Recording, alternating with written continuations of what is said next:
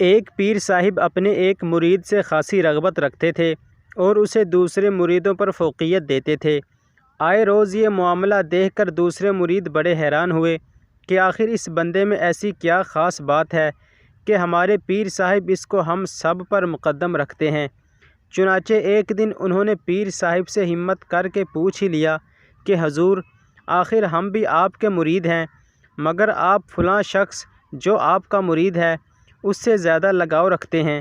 یہ سن کر پیر صاحب فرمانے لگے، بیٹا صبر کرو، ابھی تم اس کے بارے میں کچھ نہیں جانتے، خیر جلد ہی تمہیں تمہارے سوال کا جواب مل جائے گا۔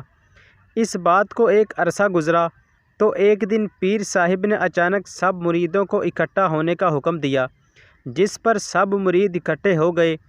ان سب میں وہ خاص مرید بھی تھا۔ چنانچہ سب آ گئے تو پیر صاحب نے سب مریدوں کو ایک ایک مرغی پکڑا کر کہا کہ اسے وہاں جا کر ذبح کرو جہاں کوئی بھی تم کو نہ دیکھ رہا ہو۔ پیر صاحب کے حکم کی تعمیل میں سب مرید ادھر ادھر نکل پڑے، کچھ جنگل میں گئے، کچھ دور صحرا میں، جبکہ کچھ پہاڑ پر غاروں میں چلے گئے۔ دیے گئے وقت کے بعد مریدین حاضر ہوئے اور سب کے ہاتھ ذبح کی ہوئی مرغی تھی، مگر جو خاص مرید تھا اس نے مرغی ذبح کیے بغیر ہی پکڑی ہوئی تھی۔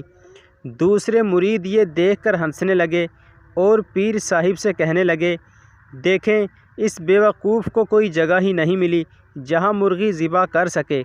مرشد نے سب کو خاموش کرا کر اس مرید کو اپنے قریب بلایا اور مرغی ذبح نہ کرنے کا سبب پوچھا تو وہ مرید کہنے لگا، حضرت میں ہر جگہ غرض پہاڑوں، جنگلوں، بیابانوں میں گیا اس امید پر کہ مرغی ذبح کرتے وقت مجھے کوئی نہ دیکھ سکے، مگر جس طرف بھی گیا اللہ تبارک و تعالیٰ کی ذات مجھے دیکھ رہی تھی، تو بتائیے میں کس طرح مرغی ذبح کرتا۔